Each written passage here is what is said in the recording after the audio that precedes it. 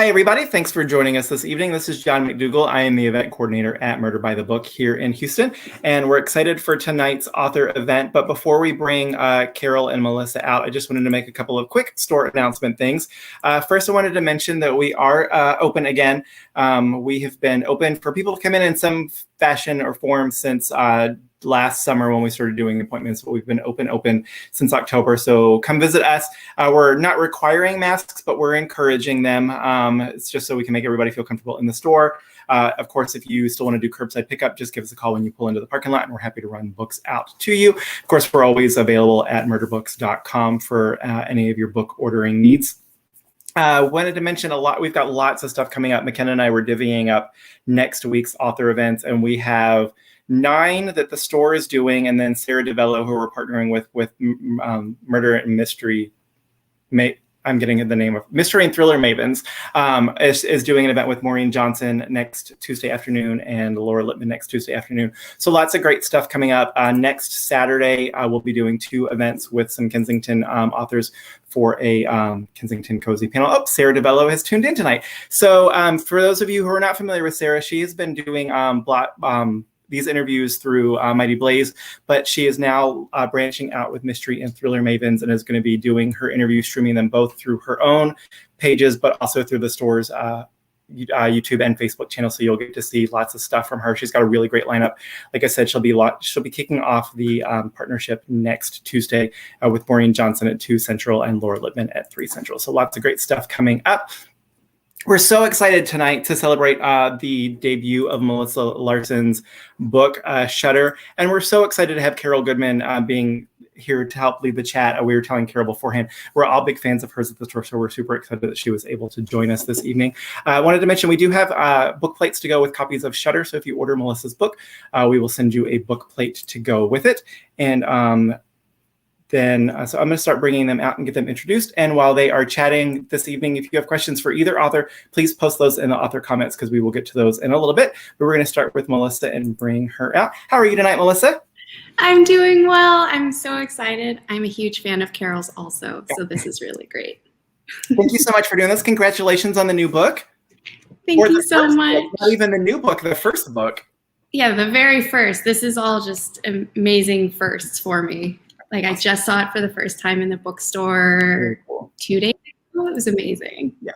Which is the better part about your book coming out this year than last year, because last year, this time of last year, so many bookstores were closed. So there were so many authors that were like, I haven't even seen my book in a store yet. So the timing was better. You actually get to see it in a store and not have to wait a couple months. And as we've been chatting with other authors, I've given everybody, blanket permission from John the bookseller that when your next book comes out, you should be able to have like the big launch party of your dreams if you didn't get to do like the big in-store book thing. Like you have permission to just like do it again for the second book because you have to have that experience. I've been warning all of my friends, like the next time we're in person together, we're all going to have an explosive debut party, even if that's in like 4 months from now. Yeah, totally. So as we mentioned, Melissa's book Shutter has just come out. Melissa Larsen has an M.F.A. from Columbia University and a B.A. from NYU's Gallatin School of Individualized Study. She's interned and worked extensively in publishing, and she lives in San Francisco. And as we said, Shutter is her first novel. And we're super excited this evening to be joined by Carol Goodman. I'm going to bring her out. How are you tonight, Carol?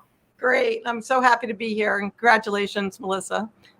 Thank you so much. Just so wonderful to be here. So Carol's next book that's going to be coming out is The Stranger Behind You, which comes out on July 6th. So if you want to pre-order copies of that, you can do that. And so for those of you who might not be familiar, Carol Goodman is the critically acclaimed author of 14 novels, including The Lake of Dead Languages and The Seduction of Water, which won the 2003 Hammett Prize. Her books have been translated into 16 languages, and she lives in the Hudson Valley with her family, and teaches writing and literature at the New School and SUNY New Paltz. So as I said, she's going to be chatting with Melissa about her new book this evening. And as they're chatting, if you guys have any questions, please post those either in the live chat on YouTube or on the comments on Facebook. And I will pop back in just a little bit to relay those. So Carol, I'm going to turn this over to you to let you guys chat, and I will see you in just a little bit. Thank you. Thank you so much, John. Thanks, Murder by the Book. Such a great bookstore.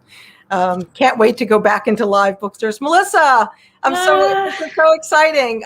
This will probably come up sooner rather than later that Melissa and I met at a writer's residency on an island off the coast of Maine, a location that features very prominently in the wonderful Shudder.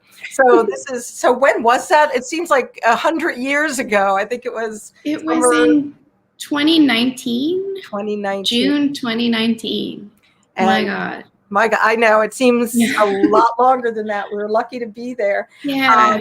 And I got to hear the beginning of Shudder way back then and see Melissa working on it. So this is so thrilling to see her debut. And I'm so excited for everyone to get to finally see this book because it's a great book. And so we talked about maybe that you would do a short reading just to give us that feel for the book to start us off. Yeah, I think I'll just give you guys the first couple of pages just so you know what the tone is, basically. All right. Since landing in New York and crashing on the small, lumpy sofa in Ben and Sophia's apartment, I've heard Anthony Marino's name 1,000 times. Apparently, there isn't much this guy can't do. Or at least that's how Ben sees it. If Anthony was here. That's a refrain I've heard so often, I've begun to wonder how a person can even exist without him. But that's all he's been to me, a name. Anthony Marino, the star of a million unlikely stories, a mythical hero. Sophia has promised me that Ben can secure me an audition with him, but after a month, I still haven't met him, and I'm starting to lose faith. I'm starting to think it's a mistake to count on this meeting, to believe that somehow the great Anthony Marino can help me. Ever since my father died, I've been drowning, or close to it, like that moment when you're in the pool, underwater, holding your breath, and you cross that invisible threshold, and suddenly your heart is racing, and you realize your chest is about to explode. You don't stop to reflect. You don't have time. You simply break for the surface, except I haven't been able to reach it, no matter how hard I kick. Nothing has helped. Not breaking up with Tucker, not escaping to New York, nothing. And it's hard to feel like yourself when you can't breathe. It's hard to think when you're desperate. Then, without warning, at a dive bar in Greenpoint, where Ben has dragged Sophia and me to watch his musician friends perform for what feels like no one but us three, there he is, Anthony Marino. He appears over Ben's shoulder, looks at me, and asks, "What are you doing with these two clowns?" And like that, the name becomes a man. Whether he knew to expect him or not, Ben seems just as surprised, just as unprepared as I am. I get the feeling he never imagined Anthony would accept his invitation. Ben claps him on the back and says something I can't quite hear over the music, while fighting to catch my eye at the same time, unable to suppress a burst of pride. Sophia gives the tall man an awkward shove that somehow feels rehearsed. "Don't be such an asshole," she tells him, barking out a forced laugh. Turning to me, she explains, "We told him all about you, so now he's too shy to introduce himself. Anthony Marino," she says, "meet Elizabeth Rue." That's how it starts. And then we're outside, alone together, and I lose track of time. Whoa. I think when I first read this on the island, we had to read the first chapter, and the first chapter is pretty lengthy. And It wasn't until like page 10 when I looked up and was like, "Do you guys still need this?" And Steve said, the owner of the island said, "Yeah, but can you just slow down a little bit?" Oh, I remember that. Yeah, I think I've been trying to race through it. Yes, I remember that. And as you were reading, I was taken back to the island, to the kind of low lamplit room with all of us surrounded around in this, the dark Maine woods outside, which I don't think it's a spoiler to say that Definitely not. Elizabeth Rue, who we're going to find out goes by Betty. At some point, I was like, I need to ask Melissa about why Betty. It's such such an unusual name to use now. But at some point, she is going to. She meets Anthony Marino, and as I was rereading this, because of course I read it a few months ago, and then when I got the finished book, I just started rereading it, and it was great being transported back into that. And I was thinking that that beginning, it feels reminded me of The Great Gatsby, because it has that, the name, the man you hear about, and everyone hears about him, but we don't see him, and then he makes this appearance. It has this he becomes this really kind of shadowy figure. So I have so many questions for you. I think the thing I do want to talk about is tell us a little bit about how you came to write this. And I know specifically, I'm dying to hear how you came to pick the location for it, how that happened, if that was right. Oh, I think you know. Yeah, I know a little bit, but I still want to hear. And everyone else wants to hear too. So tell us a little bit about your journey. This is your first book. It's such a journey. So I had started writing this novel in college when I was about 19 or 20, and it was told from the perspective of Anthony. It was a totally different story. It was set in New York City. It was much more angry, because Anthony was very angry, and it was still dealing with a tortured relationship, because there was still Betty. She was going by the name of Lola in that story, and I couldn't get past like the first 50 pages. And so I just put it away, started working elsewhere, didn't really touch it, but I kept thinking about it, how much I wanted to finish this book.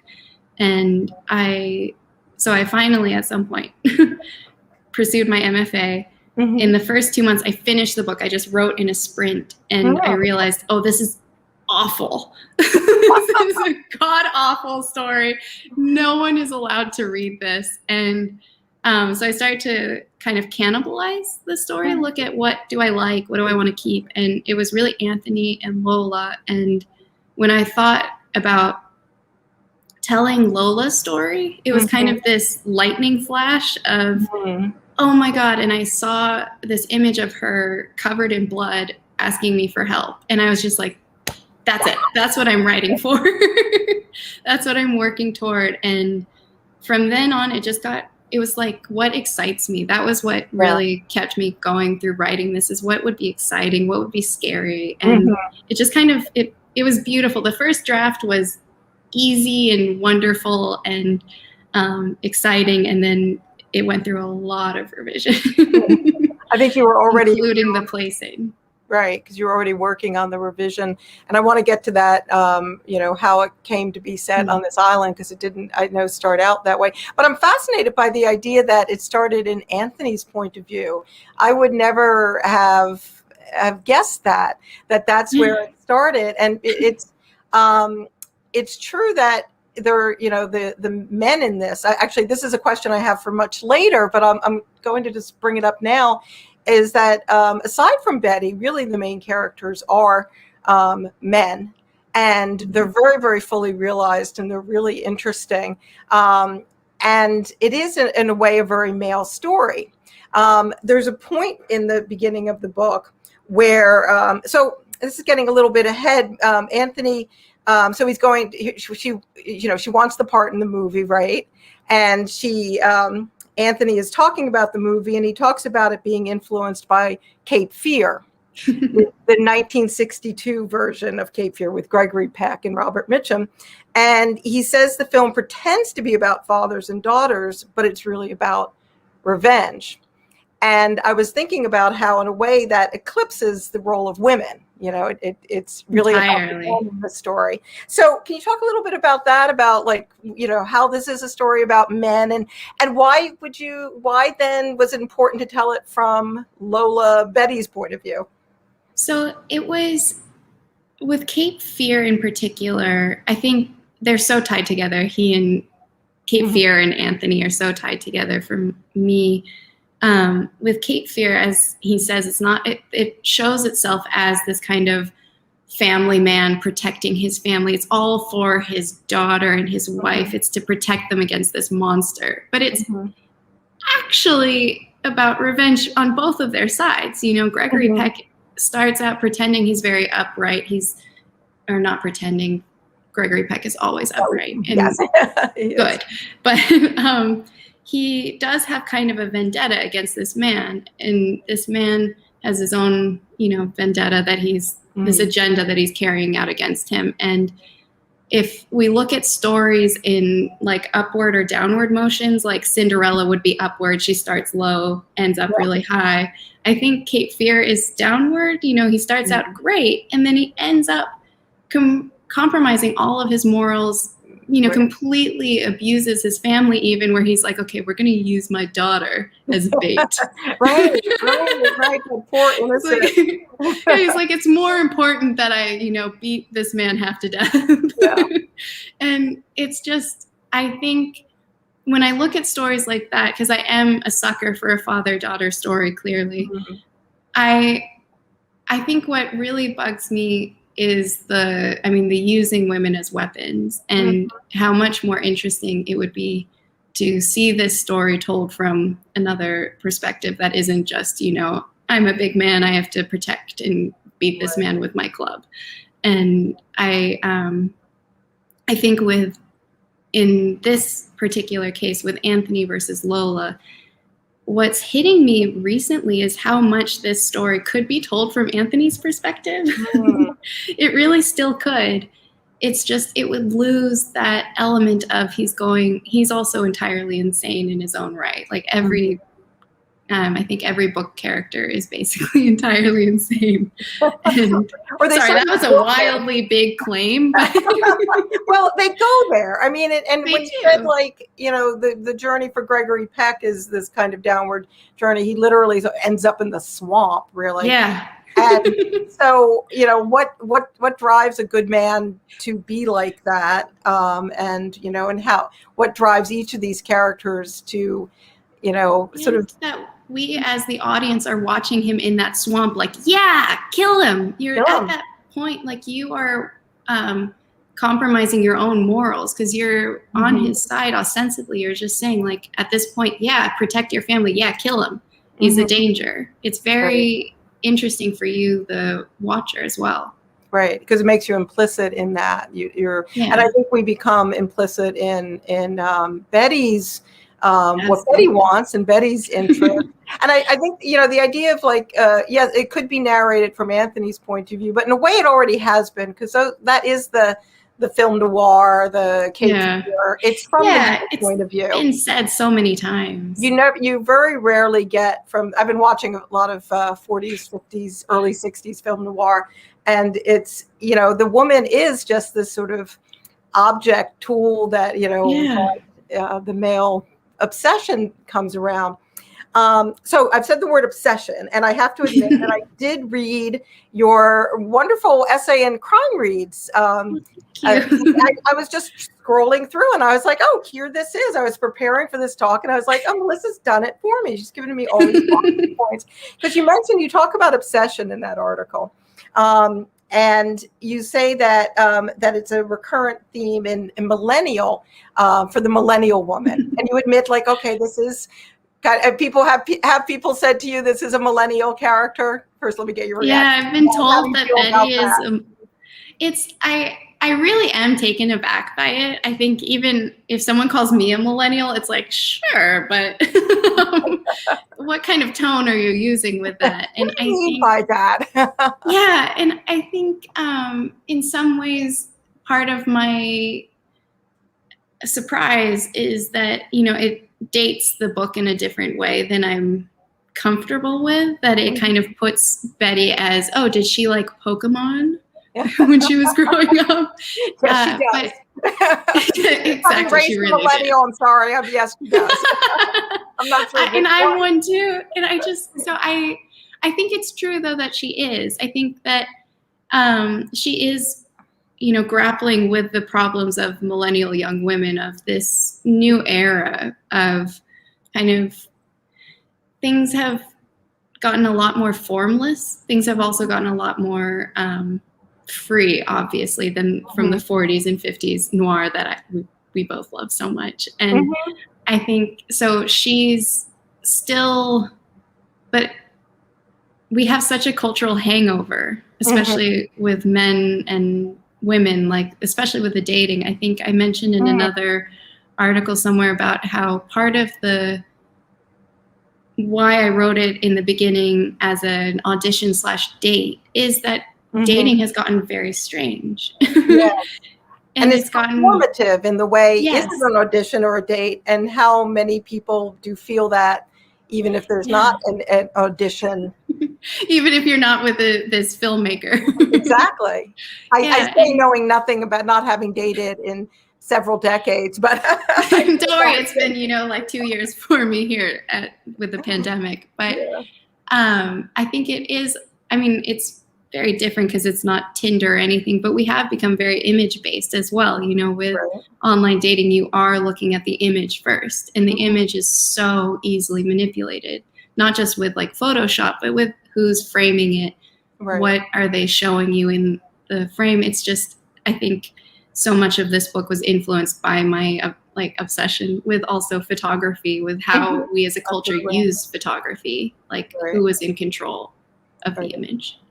And absolutely, and who is in control of the image becomes so important in the course of the book. Well, I was going to say, the obsession that the comment you made in the article, that millennial women turn to their obsession to tether themselves to something, and then you quote Laura Vandenberg, who's a great writer. The foundation of horror is a dislocation of reality, a dislocation designed to reveal the reality that has been there all along, and such dislocations happen all the time. So I thought that was a great quote, and I wanted to know, so what is Betty's obsession? Why does she need something to tether herself to, and what's her dislocation? So what I think I should have written in that article now that it's published is that what we see so much in these millennial thrillers is this obsession that the woman uses as this armor. If I have this, everything else makes sense. At least I've got this. And that's how I felt about writing this, was no matter what happened, it was at least I have Shudder. I'm working on that. And what happens in a horror novel or in a thriller novel, as you know, and as Laura Vandenberg is talking about, is that reality is dislocated. And in this kind of instance, it's the obsession is kind of taken away, or it consumes them, or it's about what happens after you've established the armor, because it's not stable. An obsession is never stable. And in Betty's case, she's been untethered by her father's death. That was kind of her linchpin in her world, is, she didn't really have many ambitions outside of this. She was living in this small town. Her father was her everything. And then his death, she's just running. She's just not sure what to do. And so she's kind of moving toward that one dream she had. And that one dream is tied into Anthony Marino and his films. And so her obsession at the beginning is Anthony Marino. Is I've got this one small tether. And then she gets it. She actually gets it. And then the horror is what happens when she actually has it. What happens when you get that obsession? Where does it lead you to? Because it's that is the thing about obsession, is that it can it's not a stable thing to tether yourself to. It's always moving. It's like a toilet flushing. Like you're just ever tighter circles. That's a great image. I'm thinking back to the island when the toilet stopped working. Oh my God. When it was like, please don't use the water. Right. There are many, many moments like that on the island. Oh yeah. So, and that idea of like her obsession, and then Anthony Marino has this vengeance, this revenge, dueling obsession. So tell me a little bit about the going back to the men, like what you this could have been from Anthony's point of view, but it's not. What's going on with all these different male characters? We've got Anthony and his childhood friend Sammy, and the actor Mads, and we've got Ben, and so they are all kind of uniting as a group around Anthony. Anthony's like the alpha male in this instance. And I think just to quickly dive back into the question of whose perspective is, I think about that all the time. Like I teach creative writing to high school students, and we talk a lot about whose perspective do you choose Mm-hmm. to like, and normally that's a very instinctive kind of answer is this person because it feels right. And that's usually how I was, how I am as a writer. It's just, this felt really right. But I think in this Shutter, if it were told from Anthony's perspective, you'd lose so much. You'd lose so much of Betty. You'd be stuck in kind of a megalomaniacal voice. And it's the same as, I mean, I'm just going to piggyback on your Great Gatsby comment, is if you were telling the story from the perspective of Gatsby, I actually think it would be kind of boring. Yeah, it'd be all about his shirts and Daisy, he's like like folding the shirts, like, okay, we've got this. This is my wealth. He's just like counting bills and doing dirty dealings. Like, I don't think it would be very interesting. No, it's the person. And then just to think about the men though in this story is very interesting because they all have different agendas for what they want this film to be and what they can, how they're interacting with Betty is very interesting. How they kind of use her or project onto her or fight. It's just, there's a lot of tension in that, I think. And it's very tense to say there's a young woman going basically alone on an island with a few men. If you say that, every woman who you've ever met will flinch. Like, oh God, is she going to be okay? She is. She does have her girlfriend is there. She does have Sophia. Which I think is really important because otherwise we'd be going, no, don't go. Well, that's interesting you say that because Sophia was a late addition to the island party. Originally, it wasn't that she would go with her. She was still there, but she wouldn't be on the island at the beginning. And that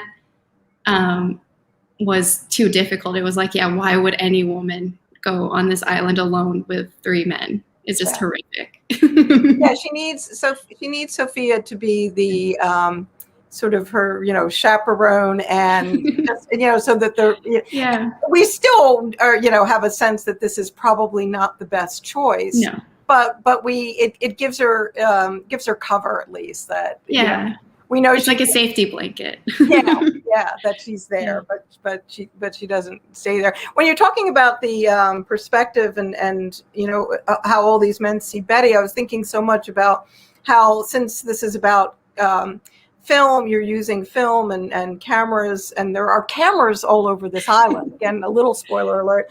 And the thing about that is, like, we think of the perspective as being like the main character, but this perspective is really the person behind the camera. And then we see what the camera sees. So there is this kind of mirroring back and forth. And I will not spoil the last bit where we get a very interesting sort of twist with that. I'll just say that there's a really good twist at the end and leave it at that. I feel like we've very virtuously not talked, obsessively about the island yet, because this is such an amazing place. And I know Melissa and I both feel the same way about having had the chance to be there. So tell us about when you originally started this book and you're, 19 and then in your M.F.A. program, it didn't have an island in it, did it? It did not. Tell us how we got there. I remember talking to you about this on the island because it was originally set in upstate New York. And I had mentioned that to you and you were like, where? I live in upstate New York. And it was like, somewhere in upstate New York. And and most of my idea for that was I'm, as a California born and raised person, I happen to find the East Coast pretty spooky. Like when you go upstate on the train from the city, you're like, oh, this is a little bit scary. Just the greenery is so spooky in itself. But so I had said, okay, I think they should go upstate because it's just a quick car ride, but it's spooky and it will be isolated. It'll be an isolated estate. And I started to look for writers' retreats in that area just to get a clear sense of what it would look like, what it would feel like. And then I found the Norton Island residency. Right. It's like, oh, this is perfect, because in my book, I'd already had a main house and a little cabin for Betty to sleep in. Mm-hmm. And the Norton Island residency, for those of you who don't know, has a main house on the island and then mini cabins hidden in the woods. You know, I got lost multiple times on that residency trying to find my cabin. Your cabin. Well, because it was always at a weird angle in the woods. Well, they were so hidden that when Steve Dunn, the director of the island, when he, on that first day, when he showed other people to their cabin, because I have to say right away, I stayed in the main lodge. I was like, I'm too old to be in this little cabin without a bathroom. But the rest of you brave. So he couldn't find them. He was like taking us through these dripping woods, and he was like, I think there's one over there. Yeah, that's what he did with me. He was like, where is yours? Where is yours? Finally, we got right up to it. And it was honestly terrifying when he would drop me off and he was like, it's fine. It's unlocked. Go. We have to take this guy to his. And they just drove off. And it was completely pitch black dark. Oh I was just a little bit terrified. And I think in that moment, it was like, I know Betty. I know her now. Well, there you have taken your obsession with the book, because I think in a way, and tell me whether you agree with this, that really every writer has to be obsessed with their book in order to write it, and the things you do to do that. So here you must have felt at that moment that you had, your obsession with just as Betty is led to the island because of her obsession with Anthony Marino, here you're following in her footsteps.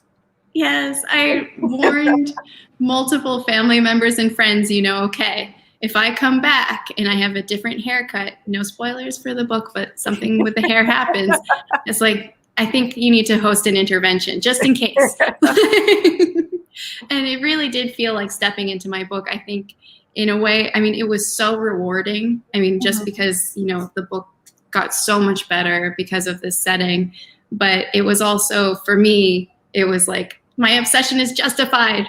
Mm-hmm. I've got this.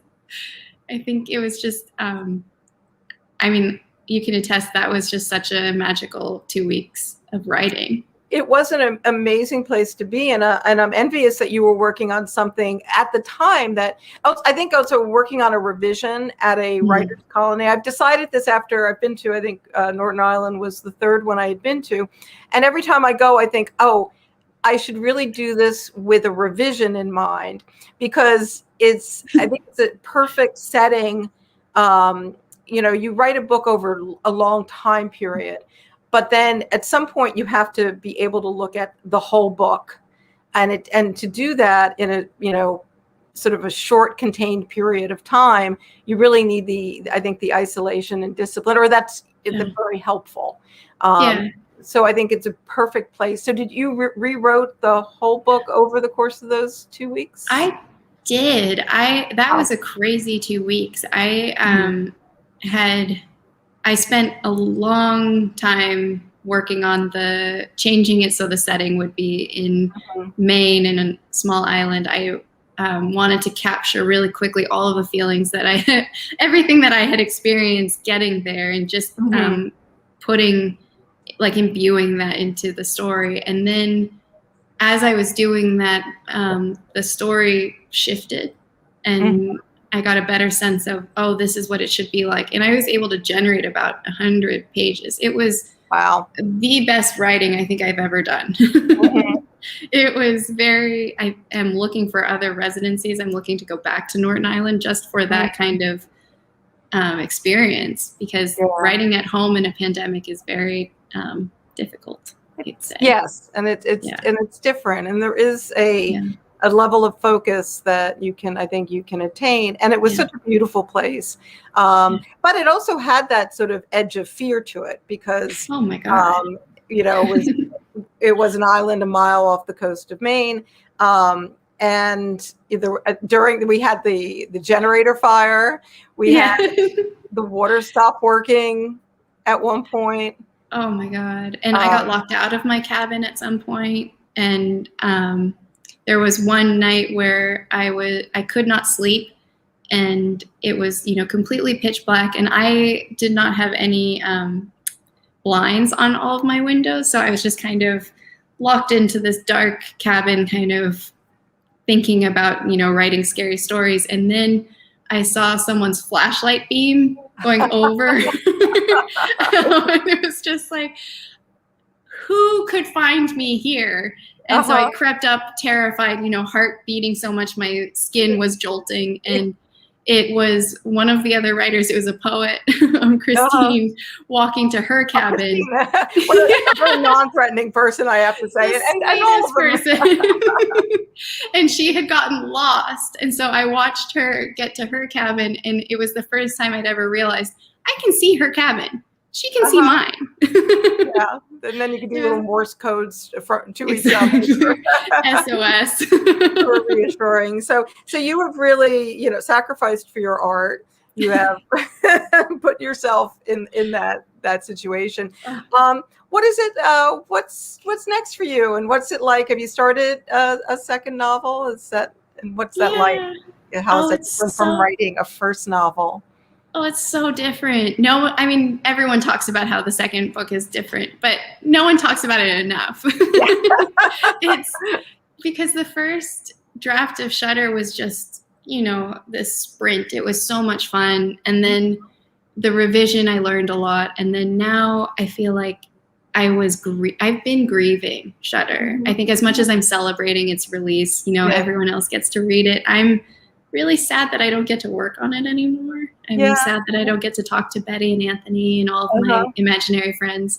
But starting something new has been very interesting. It's been fun. I'm working on another novel right now. And I think meeting new people, it's really like dating again after, a long marriage. It's kind of like awkward at first. And then you're suddenly like, oh, you're different. You're better. Okay, here we go. Yeah. It's been exciting. Oh, good. Yeah, it is. But it is. You're right that people talk about it, but it's completely. I think the one saying I heard once was, "You have your whole life to write your first book, and then a year to write your second." No pressure. Nothing. No pressure. I think I just in a year, but it's different. You kind of like you come through your whole life to that first book, and then and the second's different. But it's not that like a second love. It can be just. I think when we got the go ahead, this is going into copy editing, you don't have to really worry about it as much. I realized but I said so many things in that book. I have to say more new things. I said what I wanted to say. And I think that was a feeling of your creative well being completely dry. Well, sometimes people don't, sometimes, that going on to the next one, they don't, or it takes, that you do have to wait for that well to fill up again. And it's, and then to have a pandemic happen and and then your well starts to get worried. Right. And the pump's not working. That was the island. Have you been reading my diary? Yes, I have. Sorry, there are cameras in your. And I thought too, you wrote this all pre-Zoom, etc. But and there are cameras in all over the island, and in a way, this is what we've been doing for the last over a year is living purely on camera. Right. And I'm thankful for it in so many ways. But it is, it allows us to do this right now, which is amazing. Yeah. So we're grateful for that. But it is, it is different. It is. And there is that Zoom fatigue. There is that camera fatigue. And just as an example, when I had my author photo taken, I walked around New York with this incredible photographer. She's an amazing photographer. Her name is Emily lava green. But she was just taking photo after photo. It was maybe an hour of photos. And at some point, I got and I already don't like my photo being taken. I think that's very clear from this novel. And as soon, there was this one moment where I just I felt that photo. Yeah, that one. Great photo. This is, we're reversed here, so it took me a second to know how to move this. Emily Pollock. And I felt like my eyes go funny, and she put her camera down and she said, "You're done." And I went, "What?" She's like, "You know what? You hit your breaking point." And I could see it. And it was like, "Oh, okay, you could see that too," because I thought that I was holding that back. And I think I think everyone has been hitting their camera breaking point this year very much. But that was also very helpful for me as well with this book, is just there is the kind of a weird psychological breaking point that happens when you're on camera. It is. And the Zoom fatigue, I found, I was teaching all the last year at SUNY New Paltz remotely. And I would, especially the first couple of weeks I did it, I would come out of a Zoom class and I was just exhausted. I mean, I was just wiped out. And I would be thinking, I didn't have to drive there, and I always was very active and physical in front of the class. Why am I so tired? And I realized it was because I felt like I had to emote so much. Yes. Especially with a bunch of college students who are looking kind of not very, or even like their blank screens because they won't. The blank screens. You sort of feel like you have to. No, and when you're, I've noticed in discussions, the students are they can get very active, and so you can kind of pull back. But when you are lecturing on Zoom, they start watching you like TV, like their faces go blank. And you just start to feel like, I start to feel this horrific panic of just like, oh my God. Let me do something else exciting. Yeah, exactly. Like, I'm just going to clap really loudly here. See what happens. Clown hat. And it's just the way Betty, in her very first audition date feels with Anthony, is that because he's taking these pictures of her. So in a way, and I just, so off-putting. The title, Shutter. And you use, there's just a moment in the first chapter where there's the shutter with the D. Yeah. And so did you always have that title? I did, actually. I feel like that's a weird thing to say, that this title never changed. But when I first started writing it, like the very first time I sat down at my computer and started working on it, I finished writing this version of the first chapter and thought, okay, I need to title the Word document. Right. And I was running through a list, and I was thinking about cameras at the time because of this scene, and it clicked. It was, literally. I mean, amazing. That hasn't happened again. and that you were able to, keep it throughout. Yeah, I was just like, please don't let anyone say anything about the title. And one would hope that would be impossible because it's such a perfect title. But sadly, I have to tell you from long experience, it may not always happen that way. But don't listen to me. Stories of title changes, but not for my first one either. So I think fantastic. That's we're gonna need to get you a glass of wine and talk about your different titles. Yeah. Do you think we should ask if there are questions from the group? Yeah, definitely. Unless there was. Yeah. Hello. Hi. So we do have some questions, but Carol, before we get into the crowd questions, can you tell everybody a little bit about the stranger behind you? Oh, well, thank you. Yes, I will. So thank you. We're both holding it up. The Stranger Behind Me is coming out on July 6th, and it's set in New York City. It's about a woman who is a reporter who is exposes a prominent journalist as a sexual predator. The night her story goes live, after celebrating, she goes home to her East Village apartment and she's attacked. And in the wake of that attack, she is looking for the safest place she can go, and she ends up not going to an island in Maine. Not the safest. She finds an apartment building. She asks her, Siri, what's the safest building in New York? And she ends up at an apartment building called the Refuge, which had been a refuge for wayward women, a Magdalene refuge. And she ends up there, and she's joined by two other women, an old woman who was one of the original inmates of the Magdalene Refuge, and also the wife of the predator that the initial character exposed. So it's about these three women. It's about safety and looking for it and not always finding it. I just got goosebumps remembering it. It's so good. It's so much fun. Thank you, Melissa. So Jennifer wants to know. I'm sorry.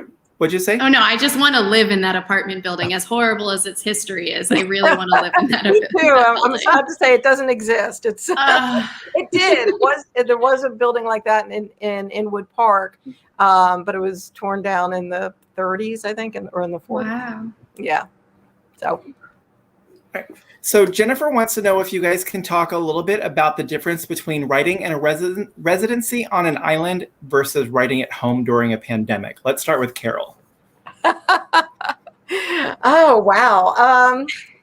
So, like what I was saying before about just like the level of concentration you can achieve. I mean, I love writing at home. I love writing I always feel so grateful to be able, every day I sit down at my desk and I think like, I am just grateful to be here and to be able to do this. But, and I'm fairly good at focusing, but, then there's just, there are things to clean and there are people calling and, there are distractions. So you're living with the book day in and day out, but you're also living in the world. And I guess the residency offers you a chance of really, getting that focus where you can just think about the world of the book. How about you, Melissa? Anything to add? Oh, I agree with that entirely. I think it's also the community that's around you that at the end of the day, you can talk to the other writers and kind of feel buoyed up by it. And at the same time, just that focus of not having, for me, it was not having movies to watch. Instead, the only book I brought was Rebecca by Daphne du Maurier. And that was such an incredible time to just be really disconnected from everything except, two novels, mine and someone else's. Yeah. And I want to say the community, and it is an odd thing because the first time I went to a residency, I thought, this is oddly social. You're focused on the book all day, but then you're like talking to other writers at night. But it is because everyone, or in the case of Northern Ireland, there are visual artists. But because you're all doing that, there's a sense almost like you're, got this collective energy. I think buoying yourself up is a great metaphor for it. That was wonderful. So Sarah wants to know also for both of you, how do you refill that creative well or get that pump running again? She says, #asking for a friend. Let's start with Melissa. Oh God, can you start with Carol? I'm still trying to figure it out. I just love the pump metaphor. I'm back in Northern Ireland where the pump, I had to learn how to go back into this little shed to prime the pump because it would keep not working. So how do you do it for your writing? It is such a hard, there's no like one answer because sometimes you do really have to let it go for a while. And I know that I do have this obsession with always like, I'm waiting for that next book. And if I don't have, for me, that is a tether. And so sometimes you want to leap into that next book because you just need that tether. And, sometimes you just have to know that it's, you have to wait for it and, go take a walk or go do something else for a little, kind of almost like pretend you're not looking at it. That's a great way of putting it. Yeah, I had to pretend like I wasn't going. I was like, it's fine. It'll take the time that it takes. And then at a certain point, I just had to dive back in. But for refilling the creative well, I think there's also just, for me, because I'm such an obsessive rewatcher and rereader, I tend to, when I'm writing especially, I tend to focus on the same things. I'll read the same book over and over again. I'll watch the same movie on repeat. And for me right now, it's such a joy to watch other things and to read more widely. So that's what I'm doing right now too. Yeah, reading other people, watching movies. Yeah. Yeah, and getting out of your comfort zone. Mm-hmm. So since you mentioned reading, let's talk a little bit about reading taste. Like if you're reading for pleasure and you just want something that's gonna, you're sitting down, you're gonna, take some time to yourself and read. What are you picking up? Let's start with Melissa. Carol's book. Nice. Thank you. Well, this was the last book I read. I read this a few days ago. I haven't been able to read anything since. It's so atmospheric, and I got so caught up in the voices of it. And I think I tend to go to mysteries and thrillers because those are just so delicious. Like if something can terrify me, then I'm excited. Like I've talked a lot about The Innocent Wife by Amy Lloyd before, because that book, I was listening to it on audiobook for the first time, and I was cleaning the house so I could keep listening to it. And I got terrified, like that animal feeling of like someone's behind me was happening the whole time. I was just, I read to be scared, I guess. You're my person, because I do too, and I always think it's kind of odd to do that. And as you mentioned, you were reading Rebecca on the Island, and I remember being so excited to see. I was immediately jealous that I wasn't reading Rebecca too, because it's something that I've reread a number of times, and going back. Every day you ask me, did you get to the part? And I was like, what part? Like, you'll know the part. Just did you get to it? And you'd be like, not yet. Terrible. What was that? No, it was great, because when I finally got to the part, I got I was like, Carol, I get to go talk to Carol. Yeah, it is fun to have other people too. And the list that you had in Crime Reads, so if people go to Crime Reads, read Melissa's list of recommendations, that was a great list for those kind of the obsessive female character, and that kind of contemporary thriller suspense is something I'm drawn to as well. Yeah. And so for anybody, I cannot talk this evening. I don't know why, like my words just don't come out. So for anybody watching, I have dropped the link to the Crime Reads piece in the comments. So if you haven't checked it out, there. Thank you so much. Of course. So Melissa, we mentioned in your bio that you worked extensively as an intern and worked in publishing. So what is something that has surprised you the most about being on the author end of it versus being on the other end of it? Oh God. I feel like being the author is so different, because when you're working in publishing, you have so much information, you have so much context, you're having so many conversations with so many people, and then what gets filtered to the author is like a tiny email, and then the author kind of kicks in too much. You're a little bit like, oh, sit down, we've got this. And so I thought I would be prepared for that. And then being the author, I was not prepared for that at all.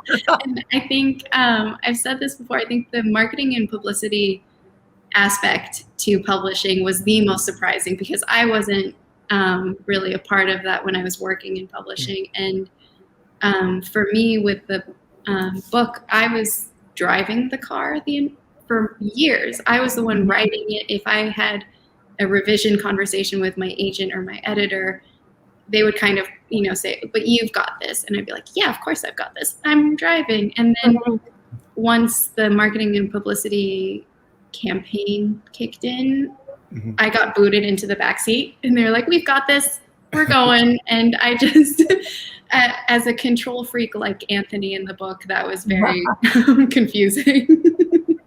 Yeah, that's a good metaphor for it. That suddenly you're not in that driver's seat. at all. And they're great drivers, I should say. Yeah. They're fantastic at it. It's just very confusing for a control freak. Especially you're so, you do have just this relationship with the book for so long, and then there is a sense of it's not yours really anymore. Yeah. It's out in the world, and it's and that's where it belongs. But you do have to let go of it a little bit. Yeah, my baby's in college. And how about you, Carol? The Lake of Dead Languages came out in 2002. So you've been, in the industry for that. I mean, that's almost 20 years. Is there anything that kind of being an author still surprises you? What surprises me that it's been 20 years. I actually said that to a friend. I said, I think Lake of Dead Languages came out because I was trying to remember, and I was like, yeah, it's 20 years. So, I mean, things keep changing. And so I think just even still being in it is, kind of, its own surprise. Gosh, I don't have a good answer for this. What does still surprise me? Just, I guess, that it is still just so exciting. I think the content of, talking to readers and bookstore owners, and that whole part of it just feels constantly new. And the writing of it just feels constantly new. It doesn't feel like, oh, I know how to do that. I mean, I do know how to do certain things, but each book feels like a completely new adventure. And publishing has changed a lot. I still, for the first couple books I wrote, I got I got a manuscript sent back to me with, blue pencil marks on it. And that's just, and now it seems like just when I've figured out how to use one text edit program, there's another one that I have to figure out. But it's still, that interaction between editor and author, between reader and author, it's still just, it's always a new thing. So I like that. Can I ask Carol a question? Of course, go ahead. Are you, speaking of being surprised by the writing, are you a plotter, or do you feel it out as you go? And did that change with? Mostly, so it's plotter or pantser, right? Seat of your pants, right? I'm a little bit of both, except probably more seat of your pants. I don't write an outline. I have an idea, and I have, like you mentioned, having the image of Betty covered with blood, or Lola at the time.